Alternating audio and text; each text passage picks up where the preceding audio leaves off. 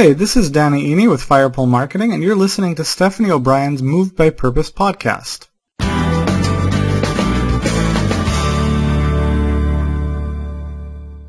Now just think about this for a minute, and I think about this often. For me, would any of that had happened had I not first become alcoholic and then a recovering one? You have to scratch your head and wonder. And so that's where the gratitude comes from we talk about. Mm-hmm. If your life turned out great on the other side, you have to be thankful for the journey down into darkness. Are you longing to know what your purpose is? Are you on the wrong career path? Do you feel like there must be more to life? Don't worry, there's hope. It's time to be moved by purpose. Now your host, Stephanie O'Brien. Hey, you are listening to the Moved by Purpose podcast with your host, Stephanie O'Brien. Thank you for checking in this week. I'm excited to introduce this guest. His story is so inspirational. I was totally engrossed in his story and the journey he has gone through. He has overcome so much loss and tragedy and hardships, and he's still going and he's still fighting. And I know that if you feel like you are just seem like you can't catch a break, or you just experienced a loss, or you just feel so discouraged and that you can't win or get ahead or something, this is such a time for you to listen. At such a time as this episode is meant for you. His name is Clark Gaither. He is fellow master coach, certified with me, with Dan Miller and the 48 Days community. And his website is clarkgaither.com or Dr. Burnout. And his primary focus is to help transform the lives of individuals who feel they are burned out by retooling their mindset for success and unleashing their creative potential. You need to check him out. Very wonderful man. If you're a dentist, CEO, owner of a company, attorney, physician, or anyone experiencing major burnout, connect with him. He totally gets it and really can help you break free and out of that cycle. Without further delay, let's introduce him.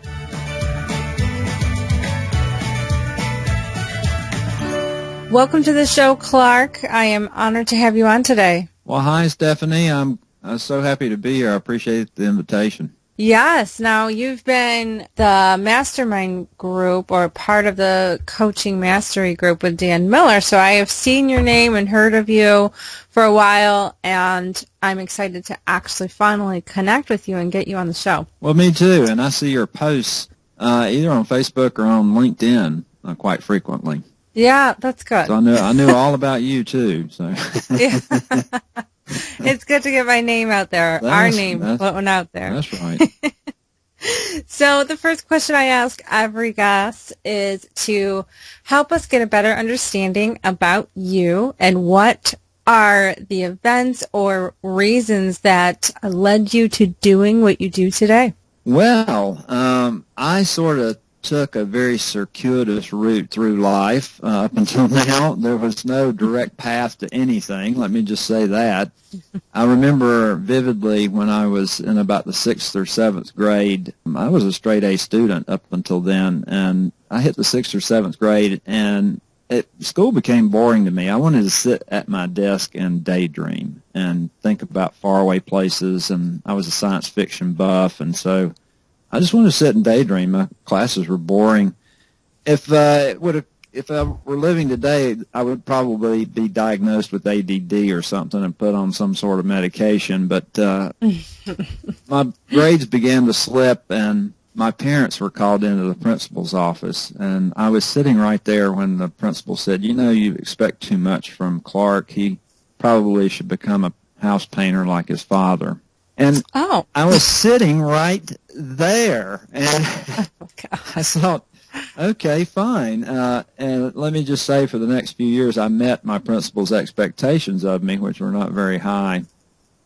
And I really, after high school, I went 1 year of college because everybody else was going, and my parents wanted me to go, and it was a disaster. My grades, I don't even know if I had a GPA, actually rose above 1 or not, but O point. yes, 0 point something. And so I did the best thing I could do for myself then, which was stop. I quit. I quit college and went to work at Radio Shack. And, well, actually before that I hung wallpaper for a few months. My dad had taught me to do that. And then I took a job at Radio Shack.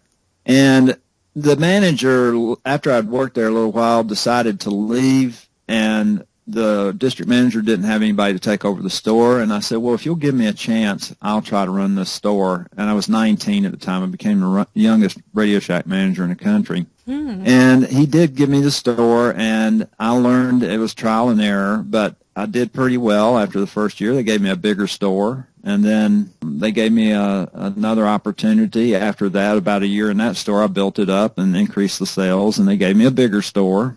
And 4 years later, I find myself in Hickory, North Carolina. And the whole time I was with Radio Shack, my confidence level had risen because I'd had some successes in the company. And I began to consider some old dreams, and one of them was medicine. I had a country family physician when I was growing up. He used to make house calls. He would come out to the house when I was sick, and he delivered me, and he set my broken bones and sewed me up a few times. And I really looked up to Dr. Horsley, and I thought, you know, that would be awesome. I like science and problem solving, and I began to entertain the thought of going back to school. But, you know, I had a job with Radio Shack. I was successful with them. I was getting a regular paycheck, and I was getting ready to swap that for living on borrowed money and a dream, really, because I had no promise I would get in medical school. And Yeah. we were just talking about something similar to this earlier, you know, making a big life change like that. Mm-hmm.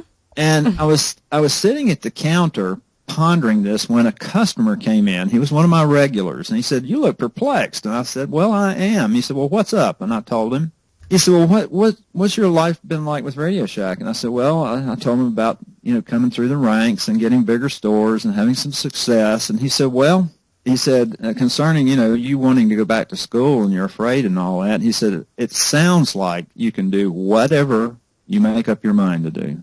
And he sort of turned on his heel and walked out the door. And I was just dumbstruck because in that moment, that was exactly what I needed to hear. It was the right time, right place, right words. In fact, I talk about that in my book, Powerful Words. To this day, there's still some emotion I can tap into just by thinking about what he told me.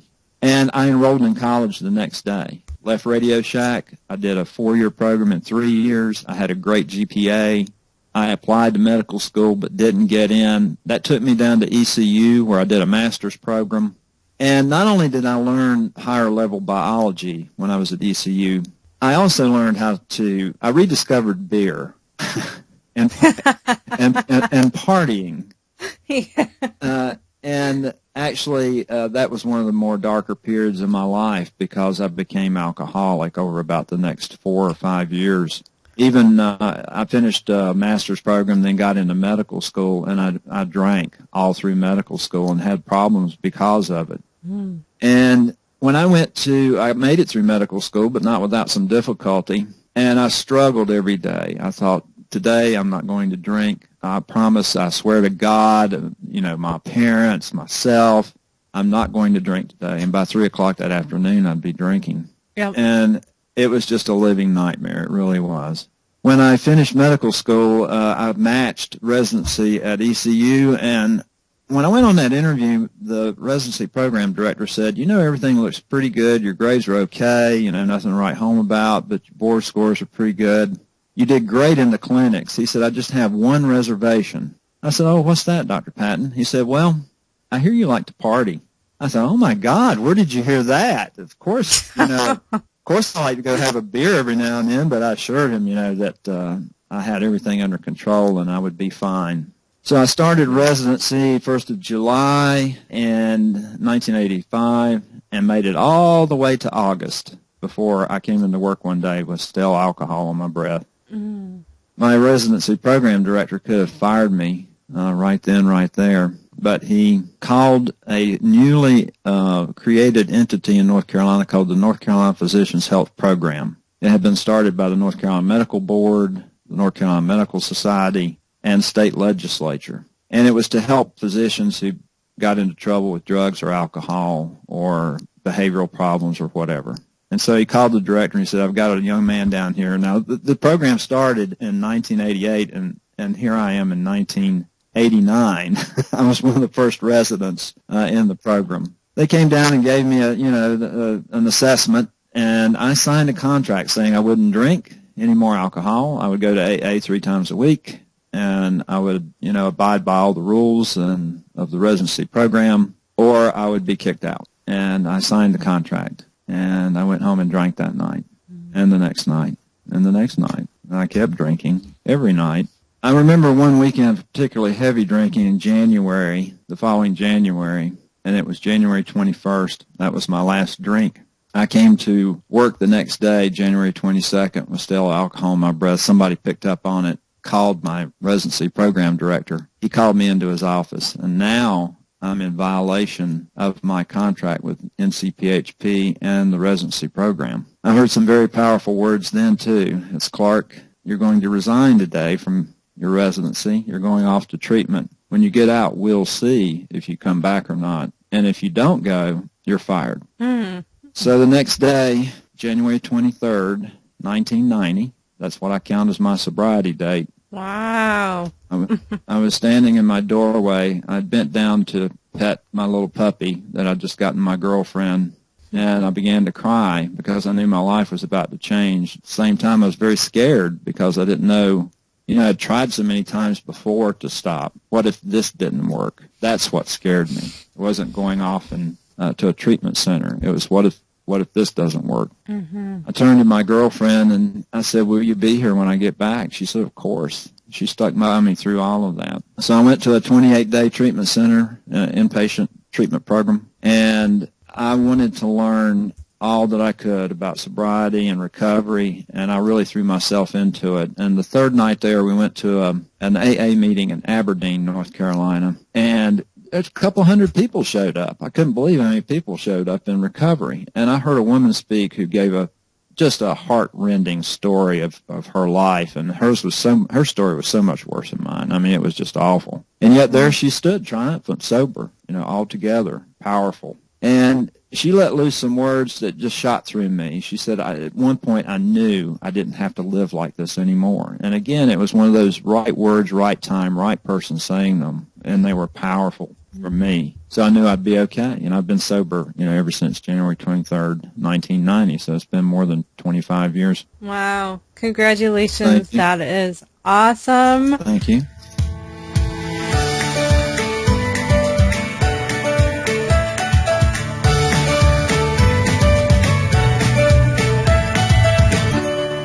I've said the road to recovery is certainly not easy and a journey. So 25 years is very, very awesome. Yeah, there's a difference between sobriety and recovery. Sobriety is the absence of substance. If you don't use or don't drink, you're sober, but that doesn't necessarily mean you're in recovery.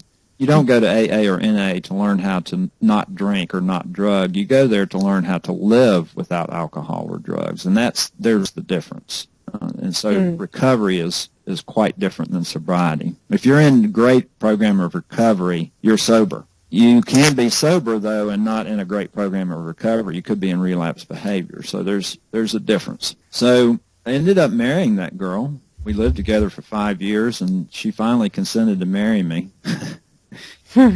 I finished residency, and we moved to Goldsboro, North Carolina, which is where I currently practice, and we had a great life. In fact, in 2002, I became the family physician of the year in North Carolina, largely because I started a free clinic, which still operates. We started it 14 years ago. All the care is free on the clinic. All the labs are free. All the drugs are free, and it sees 1,000 patients a month. We've had over 120,000 patient visits in the last 14 years, and I've been the medical director ever since it started.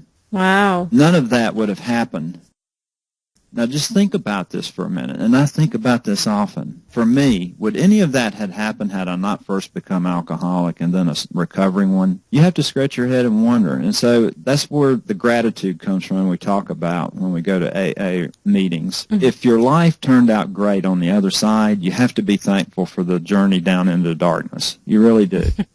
So that was my trial by fire then. Denise and I, we had like I said, a great life here in Goldsboro, and we made plans, we dreamed dreams, and we started building on those dreams. But 3.5 years ago, we had a normal Valentine's Day. It was Valentine's Day 2012, actually. And we did the normal couple Valentine things. I got her some flowers, and we went out to eat, and we had a long time, and it was a normal Valentine's Day. Exchanged cards, which we both wrote in, and it was great, and everything was fine. And I went to work the next day, and it was a Wednesday, and Wednesdays we have caduceus meetings at my office, and the caduceus meeting is a recovery meeting for healthcare professionals. We have one every Wednesday at my office, and other physicians or nurses or dentists show up who are in recovery, and we have a meeting. And so I left the meeting and walked out of my office and opened my Jeep, and there's a letter laying on my Jeep seat, and it's from Denise.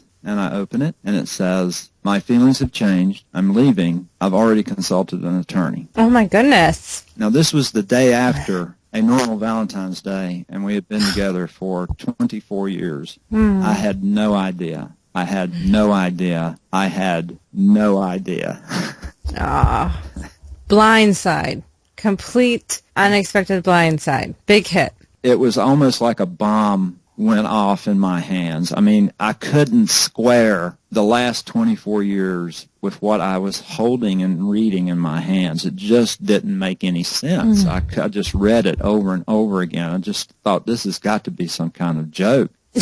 And a terrible one at that. And once I knew this was really happening, the first thing I did was call 3 people I knew who know I'm in recovery and told them what had happened, because people in recovery, when they start keeping secrets, they're in relapse behavior, and you don't want to sit on something like that, because I'd made up my mind in the first hour that whatever was going to happen, if it was going to be bad, I wasn't going to drink over it. And that's because I had a good program of recovery. But she did leave, and I almost let it destroy me. It wouldn't have destroyed me without my permission. So I'll say I almost let it destroy me. It was so bad. I lost 41 pounds. I wasn't sleeping. And because I'm in recovery, I don't take mood-altering substances. So I didn't take any sleeping pills. I didn't take any anti-anxiety medicine, and no antidepressants, none of that. And I just kind of white-knuckled my way through it, and I had the help of a skilled psychotherapist, which I saw twice weekly initially. I saw her twice in one day, actually. That's how big a mess I was in.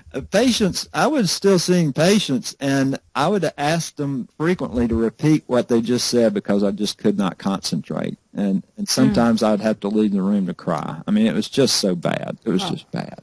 After about 4 months of the worst of it, I started to feel a little better, and I knew I wasn't going to feel this way forever. And actually, I knew at the outset I wasn't going to feel this way forever. It was going to be hard. It was going to be tough. I didn't know exactly what was going to happen. But let me tell you what happened. After about 4 months or 5 months, I had all this emotion I needed to do something with, so I started blogging. And first I had a blog called Healthcare Provider Recovery, and it was geared toward healthcare professionals who are in recovery. And I was writing 1,000 words a day. I mean, I had all this feeling I just had to get out, and it was therapeutic. And then after months of that, a friend of mine had gone to the New Media Conference, and she came back and she said, I heard these 2 speakers. One of them was Dan Miller, and he was awesome. And he's got this book called 48 Days to the Work You Love, and he's got a big 48 Days community. And the other fellow I heard was Cliff Ravenscraft, and he's the podcast answer man. I said, well, what's a podcast? I had no idea. I didn't know what a podcast was. And she explained it to me, and after about 10 minutes, I was on fire. I thought, this is what I've got to do. I've got to have a podcast. And so I had one for 6 months called The Power of Transformation, and actually it's still up on the iTunes. It was, I like the name. yeah, Power of Transformation. And it was kind of generic. It was a recovery-related podcast. I didn't know what I was doing half the time, but I did it for 6 months. I put one out a week, I think 28 or 29 episodes. I did conclude it because I was planned on regrouping and doing something different with it. And that same year, I don't have any family left. My parents are gone. My sister, unfortunately, died of pancreatic cancer 4 years ago. My ex's parents and her brother, I'm still close to this day because, I knew them for 24 years and now 27 years, actually. And so they invited me to Thanksgiving the year before, but this year they were all going to be out of town. And I thought, well, I don't have anything to do for Thanksgiving. I like to hike, and so I got online, and I found this little, it's actually one of the Canary Islands called La Gomera, and it's they're owned by Spain, off the coast of Morocco, though. So I went to La Gomera and hiked for a week, and it was awesome. I did it over Thanksgiving, and the first day was a big, long hike, and it was 12 miles, and I started out at like 300 feet above sea level and went up to the top of the mountain at 4,800 feet, and then back down the other side to like 1,500 feet to where my next night's stay was going to be. Sounds awesome. So I'd send my bags ahead of me, and I'd do the hike, and so the only day that it rained was that first day. And so I hiked all day in the rain, and I got up to the top of this mountain. I should have had an unobstructed view of the island and surrounding islands, and instead I couldn't see 30 feet. The whole top of the mountain was in a cloud. And so I'm thinking, I sat down and I just asked myself, how did I get here? How did I get here? I came up here for clarity, and I can't see anything. Oh, my God. And so my thoughts turned inward, and I started thinking about those events in my life that really could have defeated me or held me back, and somehow or another I made it through. And every time I did, when I got out on the other side, things were better. Not only were things better, sometimes they were gloriously better. And the seeds of my book were planted right there, right then. I didn't know I was going to write a book exactly, but the thought process had started. And months after I got back, I started looking at my blog posts, and I thought, there's a common thread through these posts. I printed them all out and began to organize them, and that was 40% of my book. The other 60% I wrote over about 6 months. And then the book was published in May of this year, May 19th, Powerful Words. And so, as bad as Denise leaving was, as horrible as it was, had she not done so, I would not have stretched out into these other areas, which I found fantastically rewarding. I've developed new relationships. I'm in Dan Miller's mastermind group, and that has been a joy and a pleasure, and I continue to learn through that group. And he wrote the foreword to my book, actually. Dan did. And so I would never have written a book. I've got a second book coming out. I'm developing some online courses. I'm doing speaking and coaching and corporate training, especially as it relates to professional burnout. So anyone who's listening who's been through these tragedies, just put your head down, know that it's not going to last forever, and just keep moving. Just keep moving forward, because chances are, if you look back in your life at all those events, you thought, this is the end of my life, I'm never going to recover from this. It was probably the best thing that could have happened to you, right? Yeah. That has happened so many times in my life. And so put a lot of those stories in the book.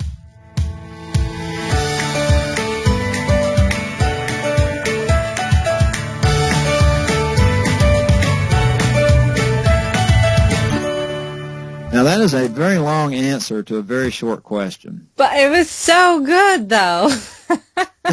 I really love when people dive deep into their stories, because it helps us get to know you. And the more transparent and vulnerable you are, the more I think it resonates with those that are listening. So you have dropped some powerful words all throughout your story. And I really think that your journey is very, very moving, because I have yet to meet somebody that hasn't had some things that they have had to overcome, and that isn't something that is a pain point for them.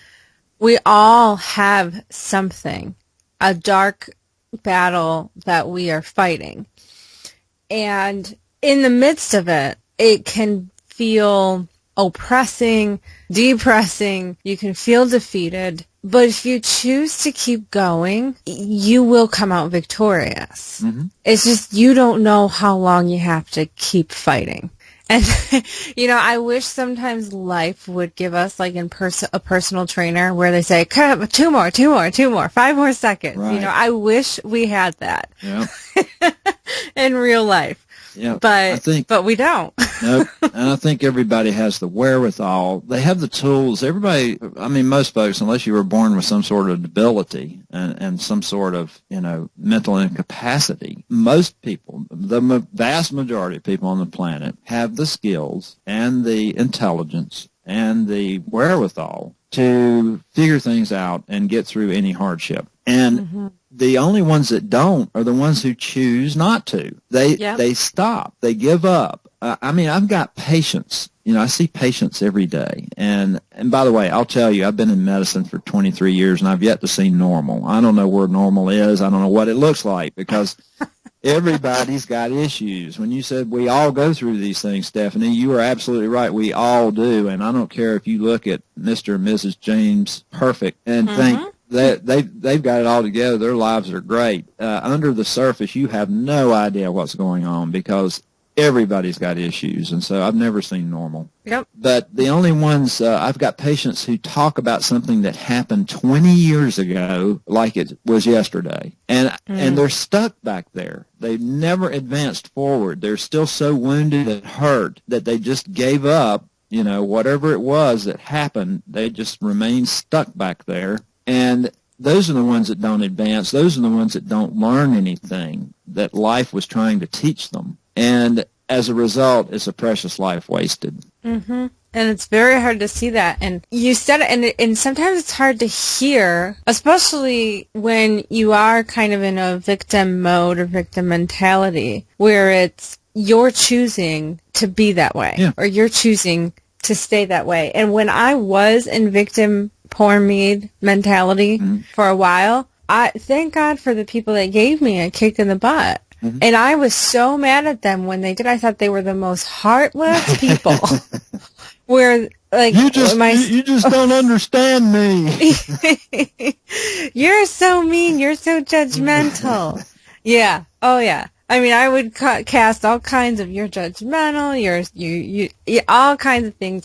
When really I go back and I'm like, thank you for loving me enough to say those hard words to me. And they were never cruel words. They were all just like, well, what are you going to do differently? Yeah.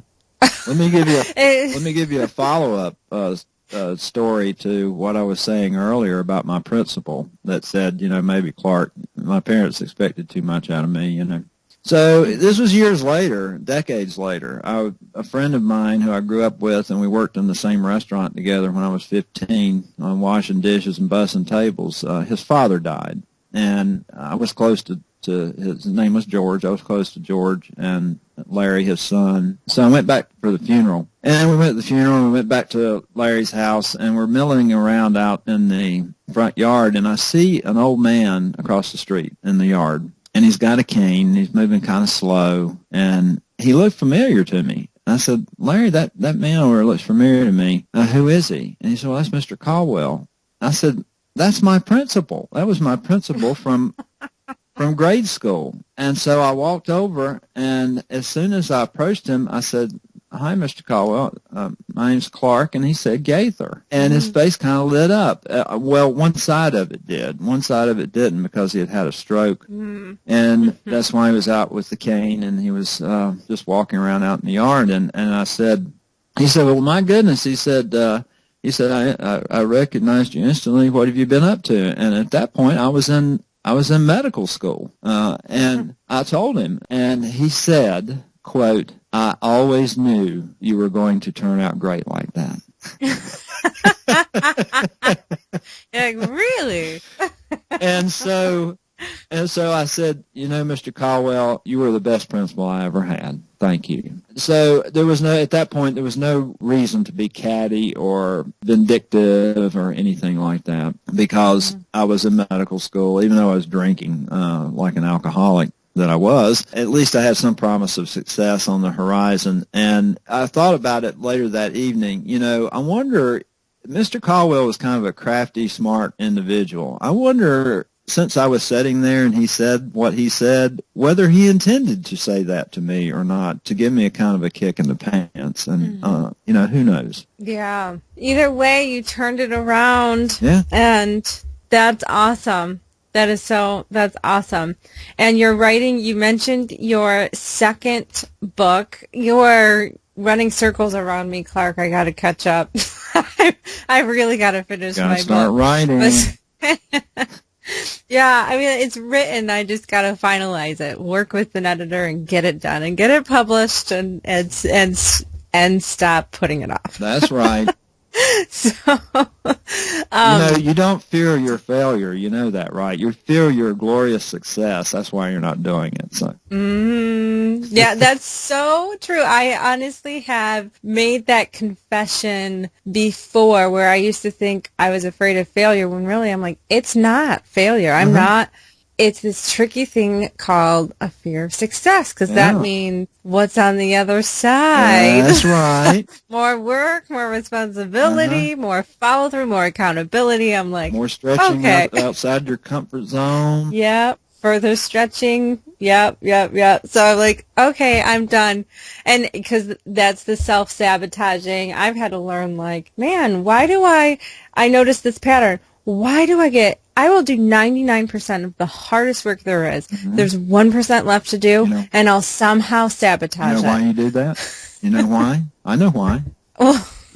What? Because you feel you don't deserve it. That was other work I had to go through as well. I was like, everybody does that. This was eloquently stated in one of my favorite books I just read in this last 1 year. It has become one of my favorite books. I go back to it all the time and reread sections of it. And it's called The Big Leap. Have you read The Big Leap? I haven't. I've heard of it. I should. Let me put this on my book list and add this to the resources. The Big Leap. The Big Leap by Gay Hendricks. And in there he talks about your upper limit challenges. And you will succeed up to a point, and then you will find some way either to sabotage it or not complete it, because and really deep down inside in your conscious and subconscious you feel you don't deserve it. Yeah, and it takes. I mean, I've done that. I've studied a lot of mindset, because I basically. My own patterns in life has been my biggest case study. I'm like, okay, why am I doing this? What is going on? And I notice the same thing in my clients. And I'm like, okay, so I know this. I can spot that pattern, and I recognize it because I see it in myself. And so I started working through and processing through a lot. And it does it. I used to misdiagnose, and a lot of people do this, especially entrepreneurs, where it's not so much, entrepreneurs are not afraid of failure.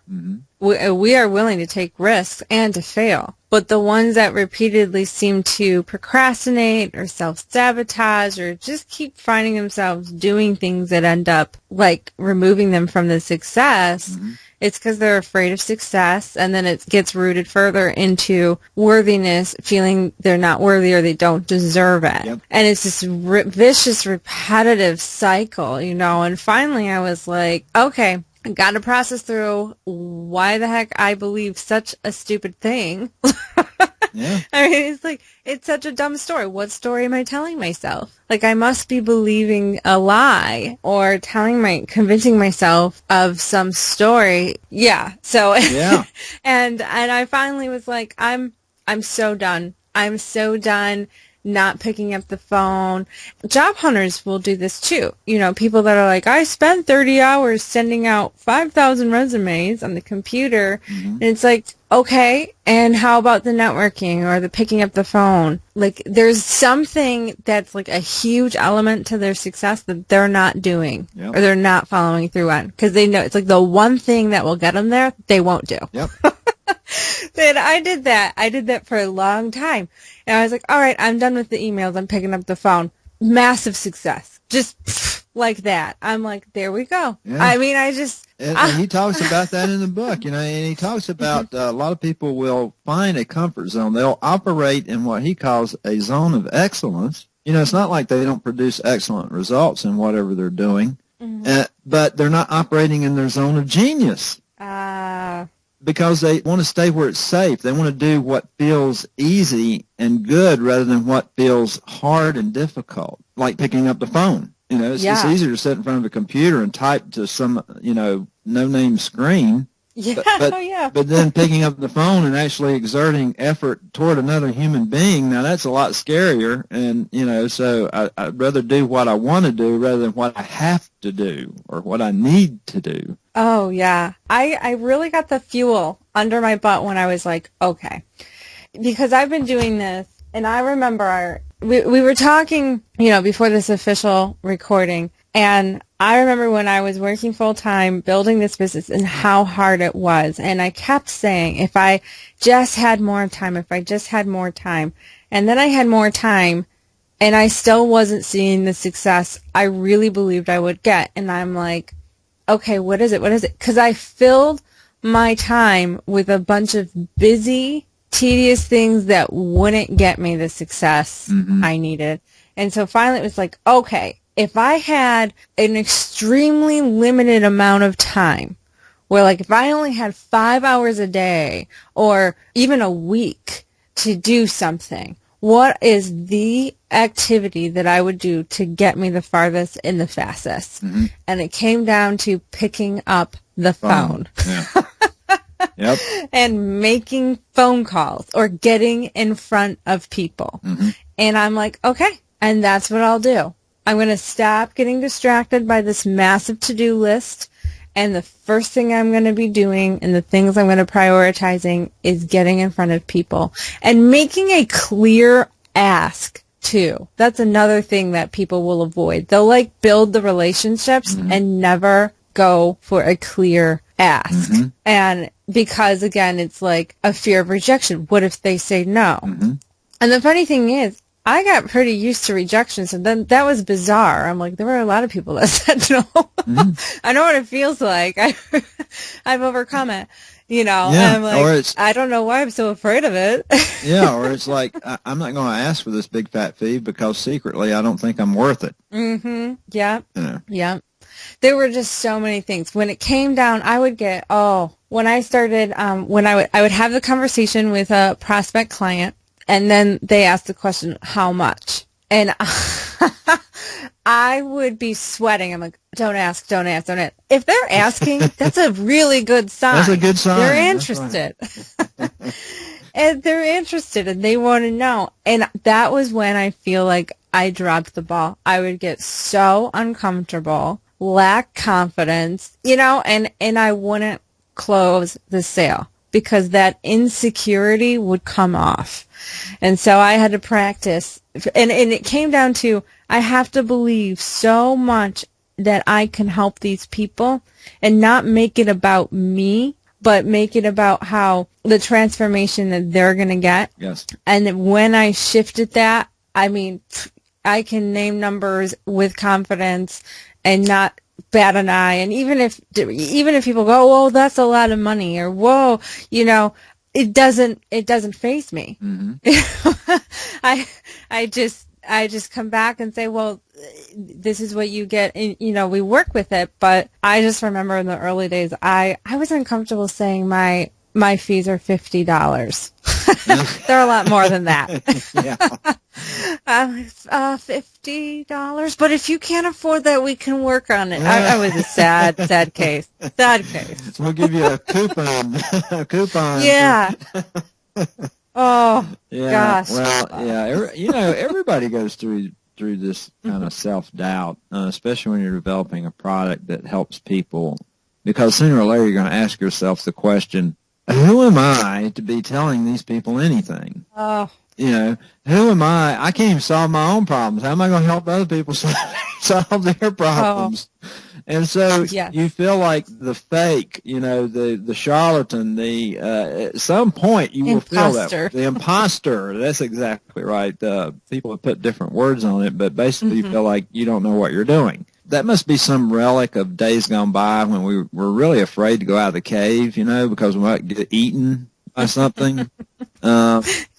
And so there's always this fear, this hidden fear. It's amazing. If you think about fear, I've seen PET scans, CT scans of the brain, MRIs of the brain. I've seen all sorts I've seen brains. I've seen, real honest-to-God human brains, both in live patients and in cadavers. Oh, and my goodness. I've seen slices of brain under the microscope, and I can tell you there is no area of your brain labeled fear. It's just electrons and neurotransmitters whirling around between your ears. That's what fear is. Yet, it can seem like an impenetrable steel wall when it comes to something like picking up the phone. Isn't that funny? I mean, it's just odd. Yep. And it steals, if given into or listened to, or you allow the fear to become the ruler or dictator of your life, it robs life. It steals dreams. And I feel like that's so sad, because I just think how much better of a world we would live in if people would just get past their fear. And I'm not saying it's an easy battle, but it does get easier. I mean, like, you do become more of skilled at hurdling it, overcoming it. I'm not saying I don't have fear. Like, it still speaks and comes, but am I going to turn to it and start paying attention to it? Or am I just going to be like, oh, this pesky thing is back. I know how to deal with this. Exactly. That's exactly right. You're never going to be shed of it. It'll be like a shadow. It's going to follow you around. But you don't have to keep turning around and staring at it. You can just keep walking forward knowing that, that shadow's back there, but it's going to follow me. I'm not going to follow it. And so here's one great way to help with fear, and I talk about this in the book, and because all those events in our life that we'd rather forget but probably learn some valuable lessons from, we should actually use them to our own advantage and our own purpose. Let's take your biggest fear. I don't care what it is. Let's say it's an unreasonable fear of spiders or some, whatever it is. The more you tell people how you're afraid of spiders, the less afraid of spiders you become. I mean, it's been proven scientifically over and over and over again. When people voice their fears, they become less fearful of them. And so all those tragedies in your life that you'd rather tuck away and forget, they might be worth pulling out and taking another look at them, because there's a lot of emotion attached to those events, a lot of words. And when you verbalize those events, you reconnect yourself with the emotion of those events. And when somebody hears your story, somebody is going to connect with you on an emotional level. And that's where you've bent that energy to your own purpose, by helping others, because they will identify with it. And they'll say, oh, gosh, I felt just like that, just like you did a while ago when we were talking about something else. You said, oh, yeah, I felt like that before. And it's pervasive. It's universal. We feel like it only happened to us, but it's happened to thousands of people. And others are sitting in fear today who need to hear your story. And when they do, they'll say, okay, I'm not alone. I'm not weird. I'm not crazy. And then you've helped them, and then you've reduced your own fear. And so everybody wins. And so that's really the thrust of my book. Love it. Can't wait to get it. Is it on Amazon or is it on your website? Yep, it's on Amazon in paperback and a Kindle version. Sometime next year, a hardback version will be out, and it'll be in the bookstores. And oh, exciting! I know. And then I've got a book. It's a gift book coming out next year called The Graduate's Handbook. Now, this is for graduating high school students and college students, and the title is The Graduate's Handbook: your no-nonsense guide for what comes next. And the tagline is a collection of the hardest easy lessons I've ever learned. In there are some quotes from me, from quotes from people I've admired throughout, not only contemporary people, but people throughout history, some stories, and it's really just a wealth of basic information that people will need when they get started with their life. Nice. Both of those are relevant, whether you're listening and just graduating, or the powerful books. I'm reading the word book. Powerful Words. Both books I would suggest checking out. You said Graduate's Handbook is coming out in May? Well, it'll actually be a little before, Matt, probably in April. We're going to try to get it out before graduating season, of course. Yeah. And okay. So we'll be working. It was like perfect time, because that's when everyone's graduating. That's right.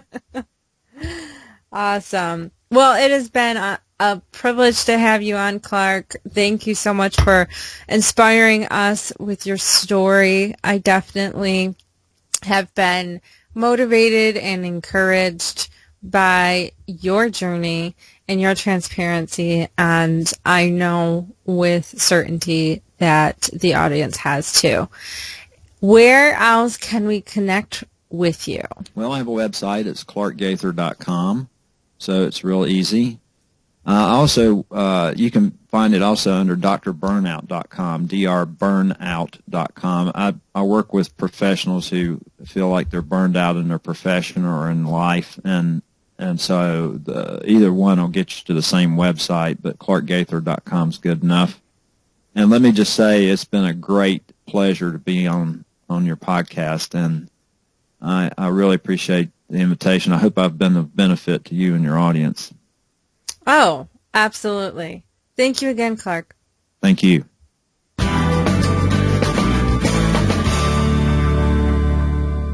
Anyone who's listening who's been through these tragedies, just put your head down, know that it's not going to last forever, and just keep moving. Just keep moving forward, because chances are, if you look back in your life at all those events, you thought, this is the end of my life, I'm never going to recover from this. It was probably the best thing that could have happened to you. There you have it. That was Clark Gaither. Wonderful man, wonderful story. I'm honored to know him and so privileged to have him share such a beautiful story on this show. If you felt that this story touched your heart, make sure you connect with him on his social media platforms or send him a message. And then also, if you haven't done so already, connect with me. Let me know that you liked it. Suggest maybe other guests for the show. Let me know if you have a question or you want a certain topic answered. I'd love to hear from you. Come on over to movedbypurpose.net.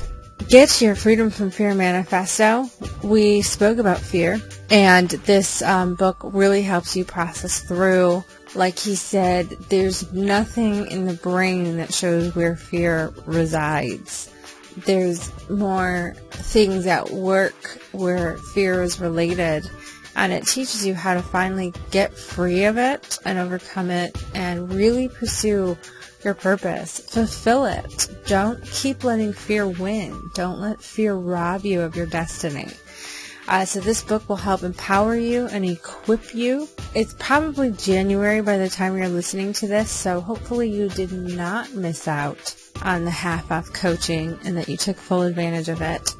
January, I am launching really exciting programs, rolling those out. Very excited for them. Passion Project should be opening. My Master Your Mindset seminar has been repurposed to my first home learning program.